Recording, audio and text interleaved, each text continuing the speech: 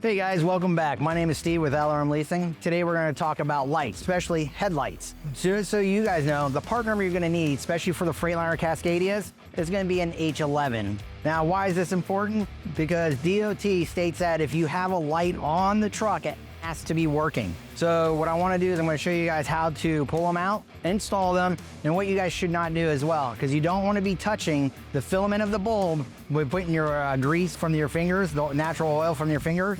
It'll create heat and then blow the bulb. So I'm going to show you guys how to replace a bulb. Let's hop right into it. So once you determine which bulb is bad, you go to that area. I'm on the driver's side, and I'm going to show you guys what you need to do. So what we're going to do first, there should be a cover. Sometimes it's missing, sometimes it's there. It's not a big deal, but this one has it. We're going to remove the rubber out of the way. So this is the dust cover. All right, once you guys remove the dust cover, now you're exposing the wire and the bulb. So the first thing you want to do is don't remove the bulb without removing the wire first. So remove the wire first. And the reason being is when you turn it, you're not going to create a kink or damage the wire harness here. So this one has a tab. This little red tab you're going to push down. Once you do that, push on the tab and it's going to slide out just like so. Once that's out of the way, now here's the headlight. So you're going to put your finger on it and turn. So once you get it turned, you're going to wiggle the bulb out and the headlight should come out just like that. Now, as you can see, it's going to be a little tough. The tabs could hurt your fingers, get a little rag or a little pliers and grab on the side. All right.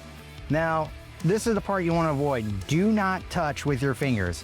And the reason being is if you put that natural oil from your hands, when you touch the bulb, it's oil. So it's gonna get hot and it'll blow out the bulb earlier than it should. So just keep your fingers on the plastic.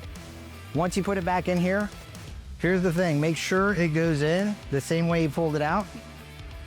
Make sure it's flush. All right, there you go. Nice and flush. And then you're gonna turn it. So once you put it in, you'll see that the orientation is back the same way you started. Once you do that, then you're gonna take your harness and then plug it back in.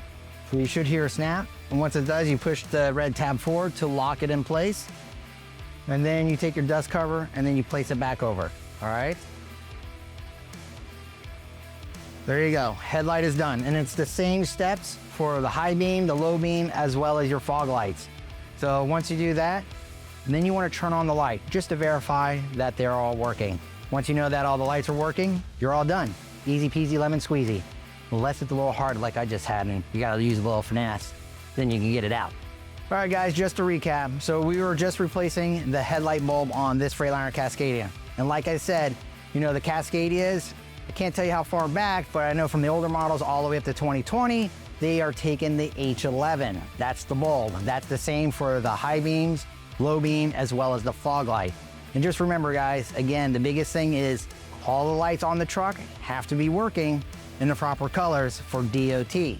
Now, me showing you guys this is a big way for you guys to do it yourself and save some money. So if you guys like what you saw today, please don't forget to hit the like button. If you have any questions or comments about what you just saw, leave a comment at the bottom. And if you guys want more stuff coming your way, I need you guys to subscribe. I'm here for you to save some money. See you in the next video.